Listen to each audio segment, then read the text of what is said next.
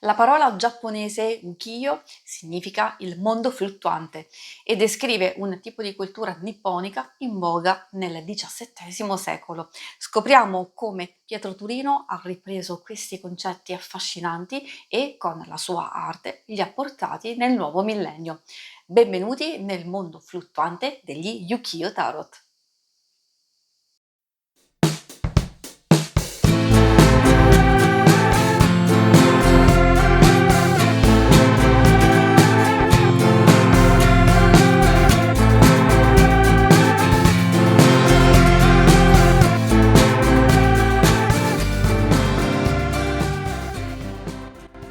Ciao a tutti amiche e amici di YouTube, io sono Angela, benvenuti alla nuova puntata della Taroteca di Exoteric World.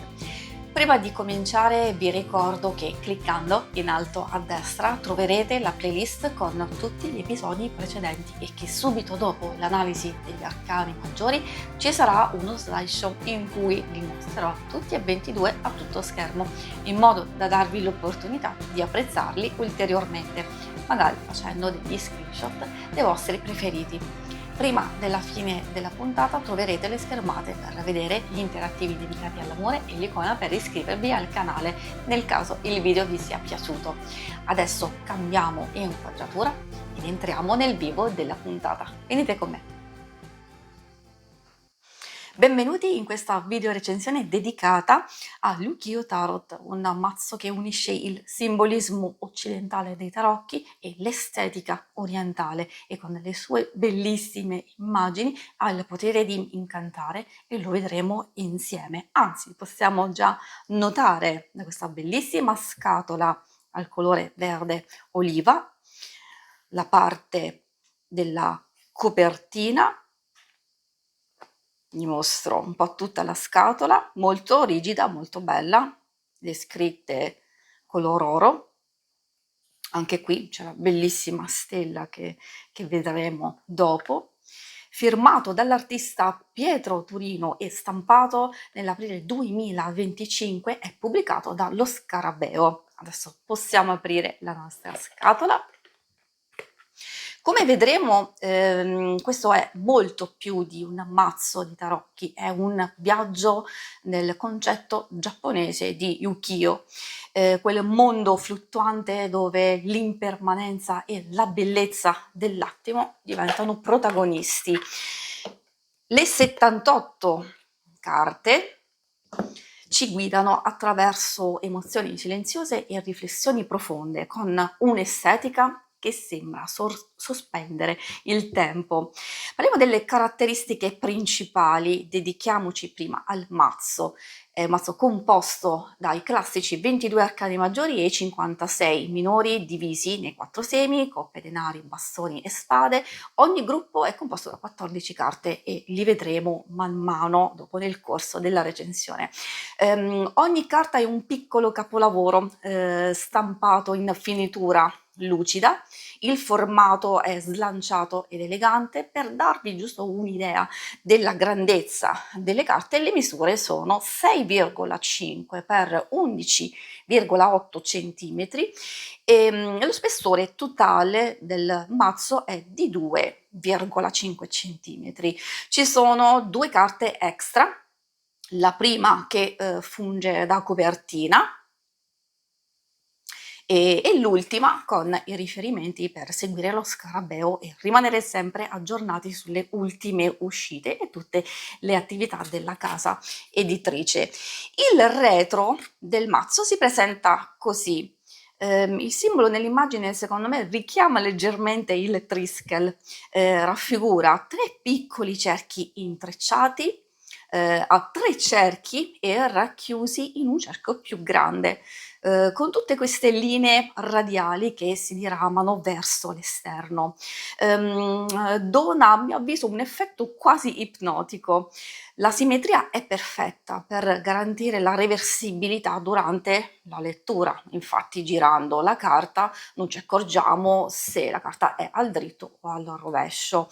I motivi circolari intrecciati potrebbero evocare armonia, ciclicità e connessione spirituale. Il fondo è nero, gli elementi sono dorati, colore che simboleggia fortuna e vitalità.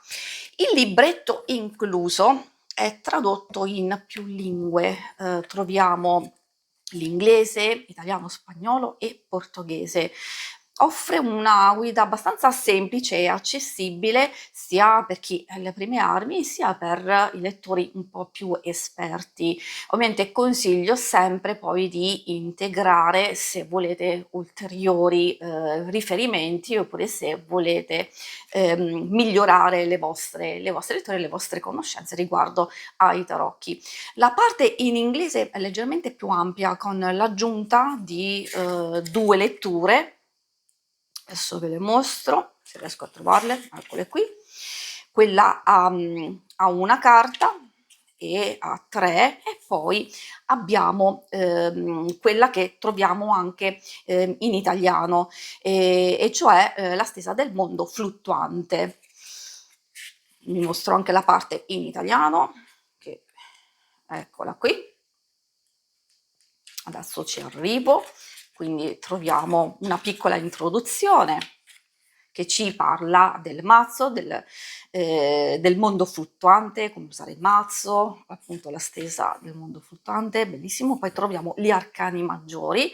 La differenza è questa, che la parte in inglese è leggermente più esaustiva, quella in italiano diciamo che soprattutto nei minori possiamo notare maggiormente una sintesi, ma assolutamente non va ad intaccare comunque diciamo sia la bellezza di questo mazzo e soprattutto il fatto di poter incominciare ad imparare e conoscere proprio gli arcani sia maggiori che minori. E adesso possiamo andare a conoscere proprio gli arcani maggiori. Proseguiamo il nostro viaggio. Qui comincia il viaggio. Gli arcani maggiori ci parlano con voce archetipica, sembrano sospesi tra mito e teatro come frammenti di saggezza senza tempo. Sono i grandi archetipi dell'esperienza umana e in questa edizione degli Ukiyo Tarot prendono forma in uno stile quasi teatrale, figure sospese che richiamano attori di kabuki immersi in narrazioni simboliche e immortali. Lo dico per chi non lo dovesse sapere, questo mazzo riprende abbastanza fedelmente la tradizione Waite-Smith, dove troviamo la forza al numero 8 e la giustizia al numero 11, a differenza della tradizione marsigliese che vede queste 2 carte invertite, ma non solo, poi come vedremo negli arcani minori sono anch'essi, diciamo, disegnati e quindi con una propria rappresentazione e personaggio, cosa anche questa diversa dai marsigliesi. Allora, come disporli? Esattamente in questo modo. Consiglio sempre di sistemarli così: il matto da solo, seguito da 3 serie, da 7 carte ciascuna. Una disposizione semplice ma potentissima che consente una visione completa dell'intero percorso simbolico. Il matto con il suo numero 0 è il viaggiatore che apre il cammino, gli altri arcani seguono con numerazione romana dal numero 1 al numero 21. Così è ben chiaro il percorso degli arcani maggiori, che si può leggere come una vera e propria storia dell'esistenza umana divisa in 3 tappe. Infatti troviamo la prima, la formazione dell'io dall'1 al 7, quindi dal mago al carro, dove troviamo appunto il nostro protagonista che scopre se stesso e costruisce la propria identità attraverso incontri con figure archetipiche come il mago, l'imperatrice, il carro, eccetera. E poi troviamo l'iniziazione interiore, dall'8 alla forza alla temperanza, che rappresenta un momento più profondo, più di introspezione, di trasformazione e crescita spirituale. Poi troviamo la realizzazione dello spirito dal diavolo al mondo, che è la fase conclusiva, dove si attraversano le prove cosmiche e si giunge alla completezza appunto con il mondo, che è simbolo di compimento e armonia. E il matto è qui, è fuori dal tempo, perché è uno spirito libero e punto di partenza che accompagna appunto tutto il viaggio. Un dettaglio che mi ha colpito di questo mazzo è, una delle caratteristiche più interessanti della rappresentazione di alcune figure tradizionalmente maschili, appunto come il matto, il carro, l'eremita, persino anche un po' la morte, attraverso forme femminili. Un cambio iconografico che incuriosisce, e arricchisce la lettura simbolica, ma non altera assolutamente il significato originario delle carte, anzi, secondo me offre nuove chiavi di interpretazioni più inclusive e contemporanee. Ma ora lasciamo le grandi verità per immergerci nel mondo dell'emozione, le coppe. Ma prima vediamo in tutto il loro splendore i maggiori con lo slideshow.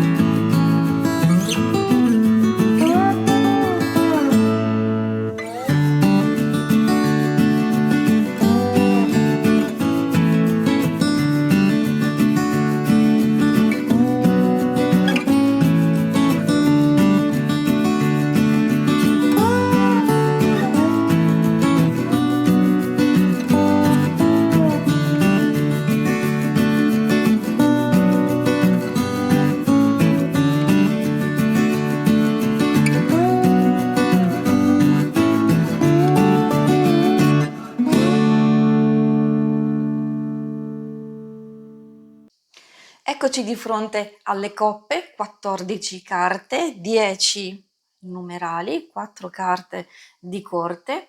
Queste sono legate all'elemento acqua, parlano di sentimenti, di relazioni e di intimità. Ci invitano a sentire, a lasciar fluire e le immagini scorrono come acqua, trasmettendo empatia e delicatezza. Infatti potete vedere sono meravigliose e stupende. Per assaporarle meglio vi consiglio anche di fermare l'immagine. Ogni carta è incorniciata da un fondo nero che ne esalta l'immagine centrale.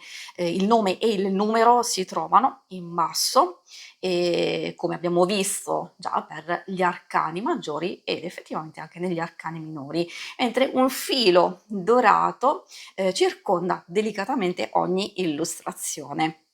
Parlando del lavoro dell'artista Pietro Turino, quindi dell'aspetto artistico, vediamo che il Yukio Tarot ha un impatto visivo veramente affascinante. Le illustrazioni si ispirano chiaramente all'arte giapponese dell'ukiyo-e, quel mondo fluttuante che attraverso le stampe raccontava scene quotidiane e poetiche. In queste carte Pietro Turino rielabora questi temi con eleganza e grazia. Ogni immagine sembra raccontare una storia fatta di dettagli, emozioni e simboli che parlano direttamente all'intuito. I colori sono molto intensi, ma mai invadenti. vedo rossi abbastanza vividi, neri profondi, tocchi di oro, anche di blu, che creano contrasti molto forti ma armoniosi.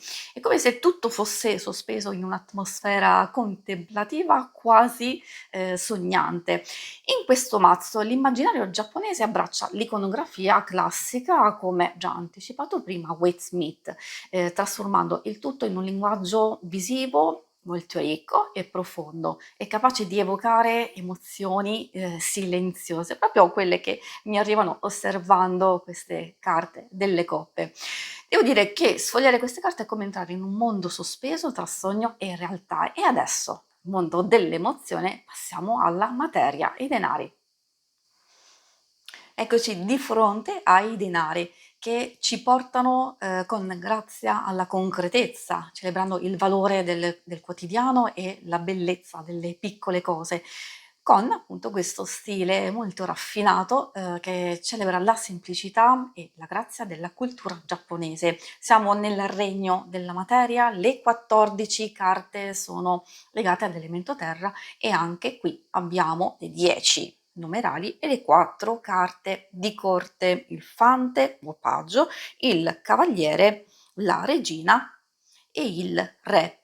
Per darvi un'idea della vicinanza all'iconografia classica Wade Smith e farvi notare anche qualche piccola differenza che, come già detto precedentemente, non va ad intaccare assolutamente il significato delle carte, anzi, grazie al tema insomma rappresentato e alla bravura dell'artista stesso, possiamo anche arricchire le nostre interpretazioni. Vi mostro il tarot Original 1909, qui abbiamo il nostro asso, praticamente abbastanza simile, poi troviamo il 2, anche qui diciamo, viene data questa idea di flessibilità e di adattamento. Poi troviamo il 3, vedete c'è qualche piccolissima differenza. Il 4, vabbè, figura maschile invece figura femminile.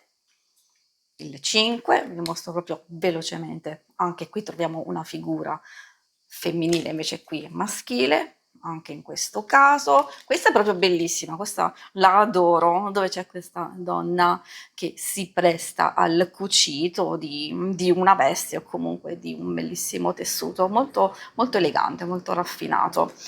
Poi troviamo il 9, anche qui diciamo il 10, effettivamente è un po' diverso, ci sono i due cani diciamo, rappresentati che riguarda la casa, la famiglia, probabilmente vediamo qui nello sfondo un po' dell'iconografia classica e poi ovviamente il fante, il cavaliere, la regina e il re. Questo è giusto per darvi un'indicazione. E adesso possiamo passare, quindi passiamo dal regno della concretezza e dell'abbondanza dei denari e passiamo al seme dei bastoni. Ed eccoci di fronte ai bastoni. Qui vediamo lo sviluppo dell'elemento fuoco. I bastoni ci spingono all'azione, al desiderio e alla trasformazione. In questo mazzo sembrano spiriti che danzano tra sogno e creazione. Vi domanderete a cosa serve questo mazzo? L'Ukiyo Tarot si rivolge a chi cerca una lettura più meditativa, intuitiva e spirituale. Non è un mazzo da interpretare meccanicamente, ma da sentire, osservare e lasciar parlare.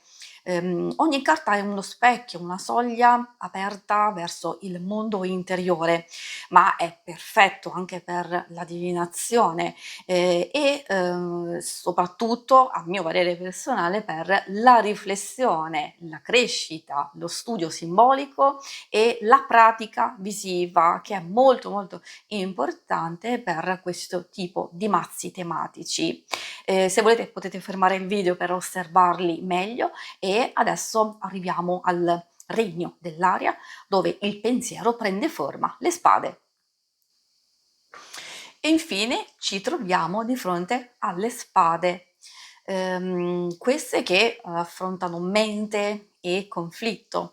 Le immagini infatti suggeriscono riflessioni profonde, con tratti leggeri. Le spade sono affilate come intuizioni improvvise, però allo stesso tempo sono fragili come silenzi spezzati, ma potenti, come verità che non si possono evitare, come possiamo intuire da alcune rappresentazioni che sono molto, molto forti. Giusto per darvi un'indicazione, vi ho mostrato che questo mazzo riprende abbastanza fedelmente, la tradizione Waite Smith. Ci sono delle differenze un po' più forti perché, secondo me possono in qualche modo arricchire. Notiamo questa differenza maggiormente nelle spade e vi mostro qualche carta.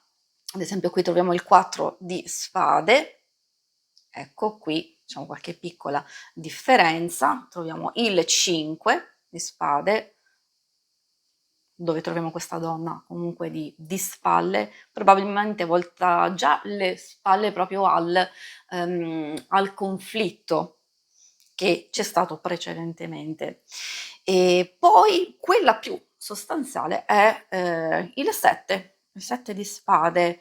Se noi andiamo a vedere, a leggere proprio il significato nel libretto, ovviamente il 7 di spade ha a che fare con un'azione subdola e spavalda guidata dall'ambizione, come un furto, sì, o comunque un'azione da non compiere, perché se compiuta effettivamente possiamo trovarci in questo modo. Lo vedo in alcune carte e maggiormente in questa come già un vedere oltre, appunto in questo caso l'azione subdola che certo possiamo conseguire in questo caso le nostre 7 spade, possedere, ambire ad avere queste 7 spade, però possiamo perdere noi stessi. Questo è giusto per farvi capire che effettivamente l'Ukiyo Tarot è un invito a rallentare, a osservare e a vivere anche il nostro presente. Ogni carta ci ricorda che la bellezza non va catturata, ma va attraversata, e questo mazzo è un compagno gentile, adatto a chi cerca un'esperienza contemplativa, mistica, ma anche molto umana, perché in realtà non è solo un mazzo da studiare, da leggere, da, come abbiamo potuto vedere, trovare ulteriore significato, indicazione e interpretazione, ma proprio da vivere e io direi anche da collezionare. Quindi consiglio assolutamente di avere questo mazzo. Si conclude qui questo viaggio. Vi ricordo che se volete potete andare a vedere tutte le altre puntate nella taroteca del mio canale YouTube, lì trovate tanti altri video e se volete potete seguirmi su TikTok e su Instagram. Grazie, alla prossima!